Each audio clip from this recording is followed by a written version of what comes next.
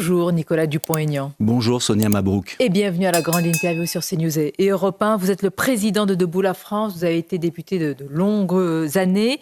Avant d'évoquer, monsieur Dupont-Aignan, la situation politique avec le nouveau Premier ministre François Bayrou, prenons la direction de Mayotte, où le cyclone Chido a semé le chaos et la désolation. Le ministre de l'Intérieur y sera tout à l'heure. C'est une très grande tragédie, bien sûr. Est-ce qu'il faut y voir une très grande tragédie ou est-ce que vous y voyez davantage aussi les conséquences du délaissement de ce département par l'État, comme ça a été signifié par exemple par Jean-Luc Mélenchon?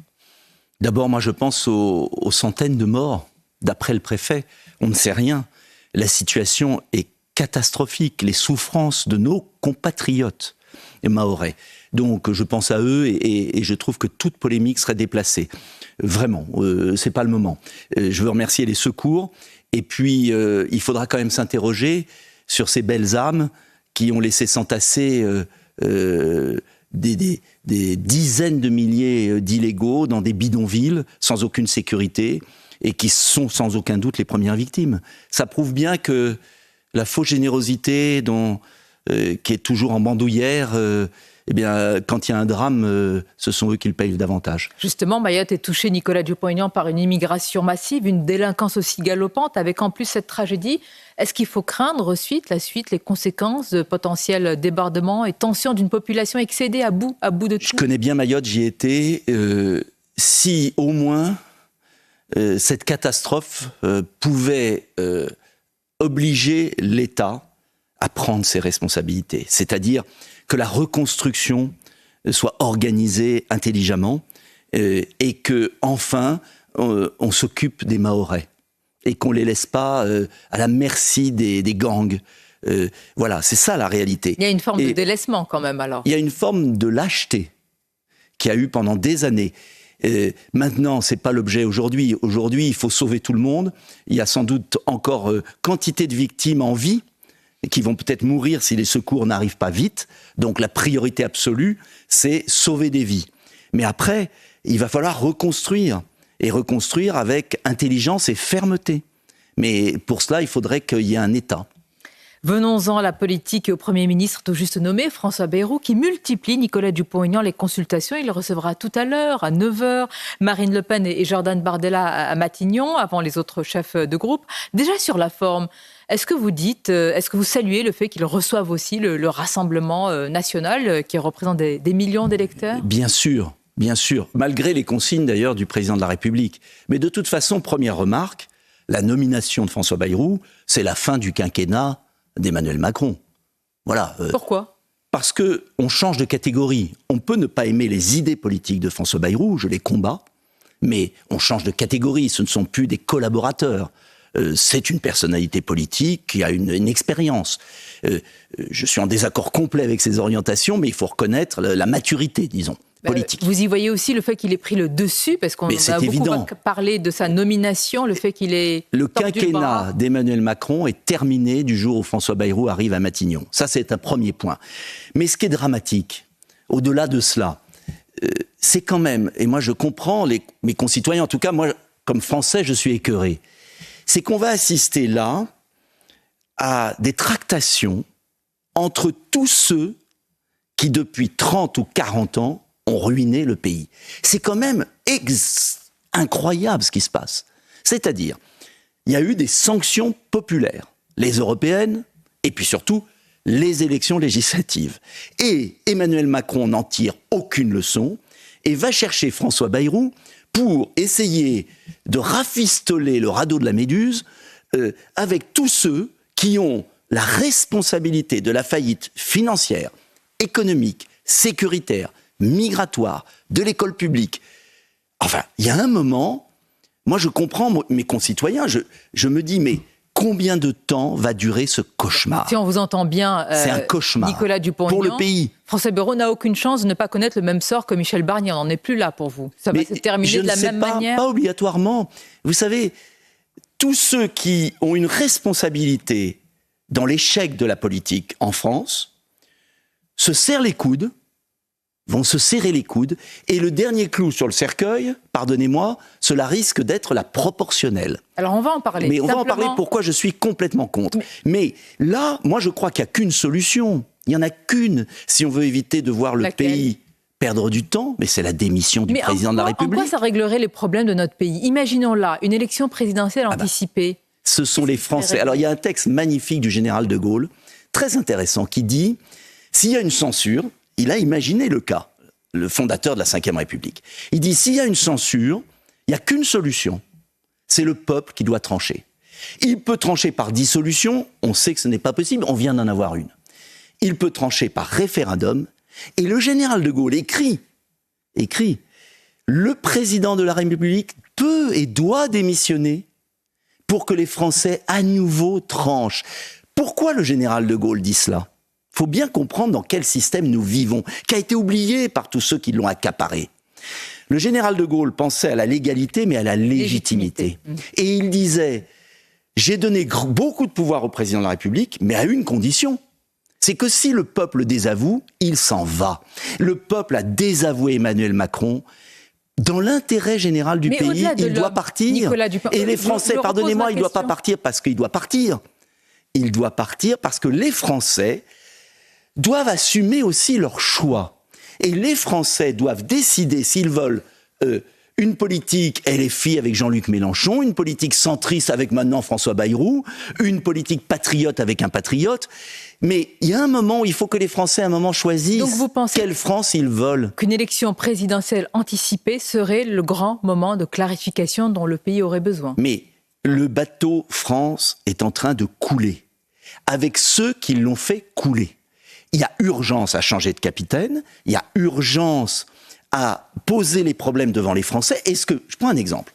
Est-ce que pour résoudre la compétitivité des entreprises, il faut sortir du marché européen de l'électricité ou pas ? Est-ce que pour résoudre le problème budgétaire, il faut supprimer les fausses cartes vitales ou pas ?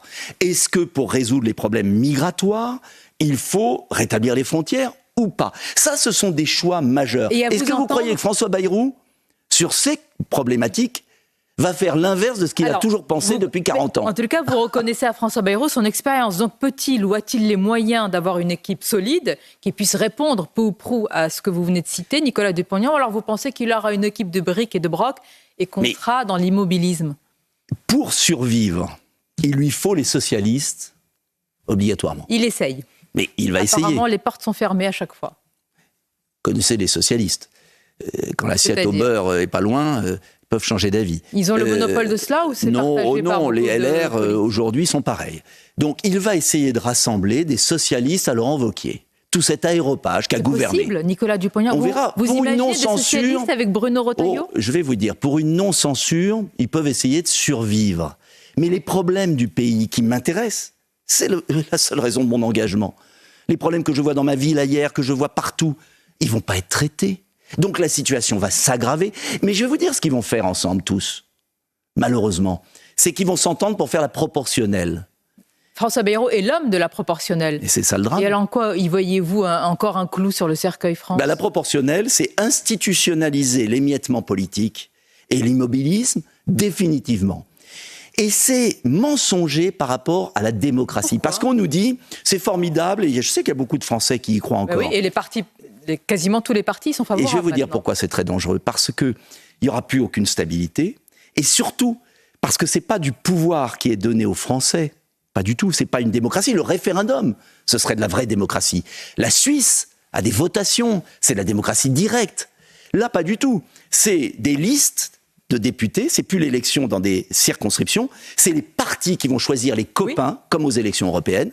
Les copines et les copains, comme aux élections européennes. Et puis, ensuite, il n'y a plus qu'un tour. Et au deuxième tour, qui n'existe plus, ce sont les partis qui font leur magouille à l'Assemblée. Oui, enfin, on peut y voir une meilleure représentation du vote des électeurs au Parlement. Mais vous votez socialiste, vous ne savez pas si les socialistes vont s'allier à l'Assemblée nationale avec Mélenchon ou avec M. Bayrou. C'est ce qui a tué la Troisième République, ce qui a tué la Quatrième République. Et le général de Gaulle a voulu de la clarté politique, forcer les Français à trancher. Et pourtant, c'est ce qui devrait être mis sur la table, la proportionnelle. Et je regrette, et je le dis, mais si le Rassemblement national pouvait revenir à la raison, Car je pense qu'un jour, en tout cas j'y aspire, un patriote sera à l'Élysée. Un patriote, c'est-à-dire quelqu'un qui à un moment redresse le pays. Eh bien, si ce patriote est à l'Élysée et qu'il y a le scrutin proportionnel, il ne pourra rien faire. Vous aurez l'alliance de tous ceux qui gouvernent la France depuis 20 ans, qui feront tout pour bloquer. Et c'est pourquoi le général de Gaulle a voulu éviter la proportionnelle. Et Michel Debré. Donc de grâce, qu'on arrête de faire croire aux Français. Vous considérez que c'est une pure folie, la proportionnelle. Mais c'est surtout une imposture démocratique. Vous avez parlé des défis, Nicolas Dupont-Aignan, dont l'immigration, dont la sécurité. Il y a malgré tout un homme, en tous les cas en tête des sondages, et les Français lui reconnaissent son volontarisme et son action, c'est Bruno Retailleau. Est-ce que vous militez, vous aussi, pour qu'il soit maintenu à la place Beauvau? Est-ce qu'il peut faire quelque chose dans ce marasme que vous Je serais ravi qu'il soit maintenu place Beauvau. Il fait tout ce qu'il peut. Mais tant qu'on ne contrôlera pas nos frontières et que le droit français l'emportera pas sur les directives européennes qui nous obligent à accueillir des dizaines de milliers de migrants par an, il ne pourra rien faire. Vous savez, il faut dire la vérité aux Français. On n'y arrivera pas dans l'immobilisme, dans les faux semblants, dans le en même temps. Le temps est venu de trancher, de traiter les problèmes. Moi, je veux les traiter. Et je veux apporter aux Français une capacité à dire à un moment, on tranche les problèmes, on résout les problèmes, on les traite, on fait plus semblant. Ce jeu politicien pitoyable va durer entre un mois et un an, j'en sais rien. Député, vous avez j'ai vu, également. Et j'ai assez milité, et j'ai assez à l'intérieur également. Et j'ai été 3 fois candidat à la présidentielle en rupture avec ce monde politique. Peut-être que vous le serez une prochaine fois. Peut-être, mais ce qui compte, c'est de dire aux Français, vous êtes des adultes. Le monde politique a infantilisé les Français. Ah, mais attendez. Et moi, je vous dis, les Français sont adultes et ont envie de trancher. Vous dites aussi aux Français, prenez vos responsabilités. Oui. Vous ne faites plus confiance à ces gens-là. Allez voir ailleurs. Regardez ce qui se passe. Engagez-vous. Ne laissez pas crever votre pays comme ça. Vous savez qu'il est en train de crever par des oiseaux de mauvais augure qui l'ont tué à petit feu. Et vous leur avez fait toujours confiance pendant plusieurs décennies. Maintenant, il est temps de faire un grand ménage. Les Français, grand ménage qui ont besoin d'aide, ils sont nombreux. Dans l'actualité, il y a cette nouvelle agression de forces de l'ordre. Je voudrais vous faire réagir, Nicolas Dupont-Aignan, à Nice. 2 fonctionnaires de police qui étaient hors service se sont fait lyncher dans le Vieux-Nice par 5 individus qui cherchaient à vendre du cannabis. Ensuite, les policiers ont expliqué leur fonction et voilà ce qui s'est passé. Les suspects ont été remis en liberté sous contrôle judiciaire jusqu'à leur comparution devant le tribunal correctionnel. C'est ahurissant ce qui se passe. Mais ce qui s'est passé là et qu'on a su se passe tous les jours dans notre pays. Pourquoi je vous parle de référendum? Parce que moi, je veux proposer aux Français un référendum sur le code pénal. Parce que jamais le Sénat et l'Assemblée, avec le Conseil constitutionnel, avec l'Union européenne, n'accepteront des mesures énergiques contre ces délinquants. Il faut changer le code pénal. Mais on a déjà les lois. Non. Là, c'est une décision du juge des libertés qui s'est dit... Mais parce qu'il faut revoir le juge des libertés, il faut mettre en place des peines planchées, vous prenez il faut une révolution. revoir la jurisprudence.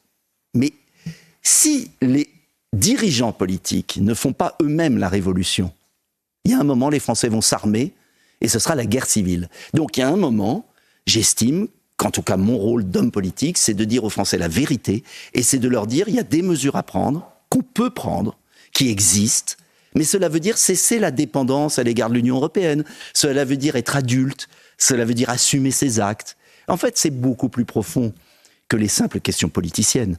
C'est est-ce qu'un jour, on aura des dirigeants qui assument leurs décisions et qui disent aux Français par référendum, est-ce que vous voulez aller dans cette direction? On entend vos propositions. Il y a eu quand même un vent d'espoir qui est venu de Corse hier. Il y avait beaucoup de ferveur autour du pape François. Il est source d'espérance, Nicolas Dupont-Aignan. Ce sont des moments de plus en plus rares dans notre société. Alors, il y a ce qui rassemble, il y a aussi parfois ce qui interroge, le fait qu'il ne soit pas venu pour la réouverture de Notre-Dame. Il faut l'oublier ou alors ça reste quand même comme une marque, une interrogation de votre part? D'abord, je vais vous dire, ce qui est intéressant en Corse, quand il y a une identité, quand on aime son identité, on est fier de soi, on ne doute pas, on va vers... Et hier, il y avait une ferveur. Cette ferveur, elle manque à la métropole, elle manque au pays.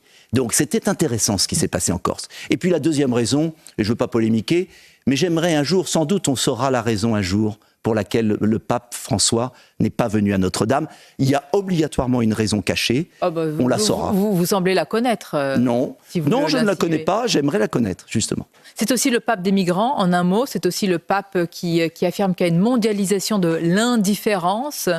Mais le pape est dans son rôle. D'accord. Et les hommes d'État sont dans leur rôle. Donc lui... Chacun a sa place. D'accord. Vous savez, chacun a sa place. C'est une autorité spirituelle, alors. Mais oui, ne confondons pas les rôles. Merci, Nicolas Dupont. Et si le pape n'était pas comme ça, mais qui le serait ? C'était votre grande interview sur CNews Europe 1. C'est effectivement l'espoir venu de Corse. Merci à vous et à très bientôt.